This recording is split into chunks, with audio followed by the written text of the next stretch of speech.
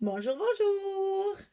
Je vous retrouve avec grand plaisir pour continuer notre album London's Calling de Ciao Bella dans le cadre de la boutique Magique Loisirs. Donc là, on attaque notre dernier bloc. Hein, ça va très vite finalement. Hein, on arrive presque à la fin. Donc ça va être notre page numéro 7 sur le bloc numéro 4. Donc toujours pareil, 20 sur 18, ça ne change pas. Et on va faire comme toujours une pochette, n'est-ce pas? Et qui dit pochette dit, voilà, vous avez raison, qui dit pochette dit carte. Donc ici, une carte 11, 16 à l'intérieur de la pochette. Donc ici, cette pochette, elle fait 10 cm sur 22. Et sur le côté 22, on plie à 2, on plie à 20. Ça ne change pas, c'est toujours pareil. Je vous ai dit que cet album serait un album carte.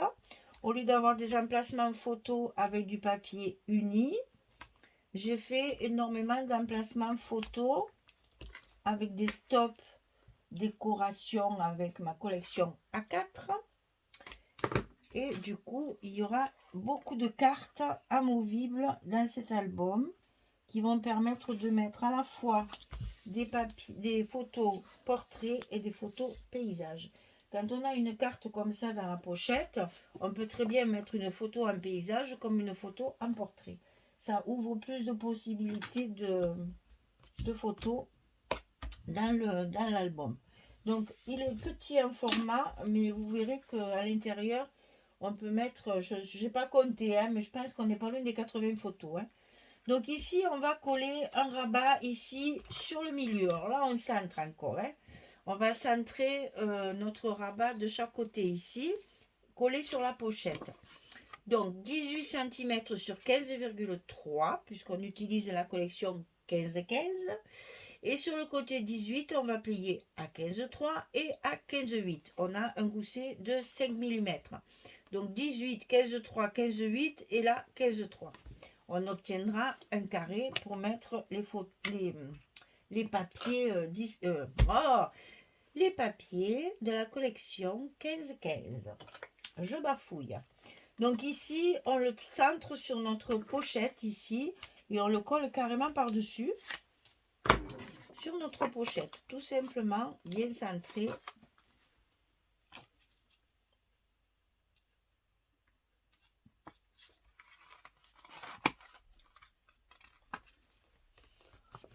Alors, le scotch il colle, croyez-moi que ça, il fait pas semblant. Hein. Il est plus souvent collé à mes doigts. Alors, ensuite, après avoir fait ça, on va en coller un ici, un petit peu plus grand. Vous voyez, pour avoir encore un décalage. Ce que j'ai fait à peu près à toutes les pages. Hein. Donc ici, le rabat, il fait 20,5 sur 18. C'est quoi ce trait? C'est quoi ce trait? Et je ne sais pas ce que c'est. Pourquoi il y a un trait? Je ne sais pas. Je ne me rappelle plus. Alors, 20,5 sur 18. Et sur le côté 20,5, on va plier à 18 et à 18,5. Donc, on va obtenir ici également un carré de 18 sur 18 quand on aura fait notre pliure. Et ça, on va le coller en haut, ici, sur le bloc.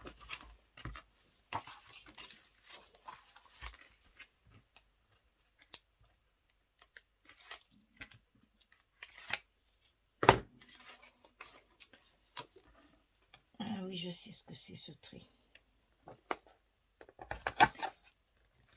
Donc ici, on le colle en haut du bloc, comme ceci. On va appuyer et on refait bien notre gousset pour avoir notre volume pour permettre l'emplacement des photos. Ensuite, on va avoir un grand rabat ici sur la droite, glissé à l'intérieur de notre enveloppe, comme ceci, qui va tout couvrir en fait, celui-là. Il va tout cacher. Donc celui-ci, il fait 20 sur 20, mais on va plier, donc c'est plus un carré. On va plier à 17 et à 18 pour avoir un gousset d'1 cm. Et ça, on va le glisser à gauche dans notre enveloppe, à l'intérieur de notre bloc. Un coup je dis bloc, un coup je dis enveloppe. Si vous vous y retrouvez, hein. Enfin, vous me connaissez, vous savez ce que ça veut dire. Donc ici, on le glisse, ça fait la même hauteur, donc on le cale bien en haut. Et ça va tout seul pour faire ça, c'est très facile. Voilà. Donc ici, on a collé à gauche. Maintenant, on va coller à droite, la fermeture de la page. Alors, j'ai utilisé de nouveau mon petit die, là, ma petite découpe, pour pouvoir rester, j'allais dire, dans le même style que depuis le début. On va fermer notre page comme ceci. Donc ça fait 9,5, toujours sur la partie extérieure, hein, toujours si vous ne faites pas la bordure, vous faites bien 9,5.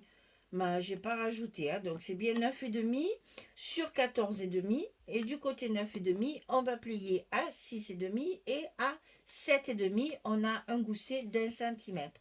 9,5, 6,5, 7,5, 14,5 de hauteur. Et ça, on va le coller au milieu, à l'intérieur de notre enveloppe, au milieu de notre page.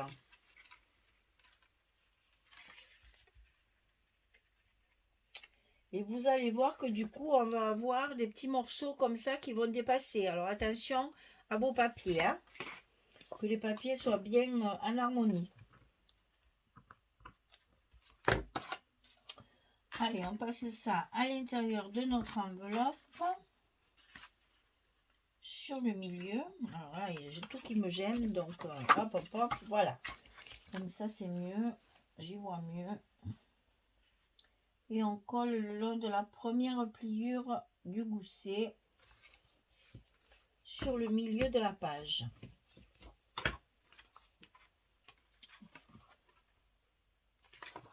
Bon, c'est mieux comme ça. Et là, ça va servir de fermeture. Donc ici, on a quand même une page assez épaisse. Là, je vais en mettre 2 des mains. Voilà, pour fermer ma structure. Voilà, allez, je monte tout ça et je vous montre, une fois terminé, ce que ça va donner dans nos... Oh, j'ai encore plus d'aimants. J'en aurai pas ces des aimants cette fois. Mais tiens, cette fois, je vais les coller en direct. Comme ça me permet de vous montrer ce que j'utilise comme aimant. Vous allez avoir le paquet neuf qui va arriver incessamment sous peu. On va le chercher. Voilà, c'est la marque Vazen Créative. Ils sont extra.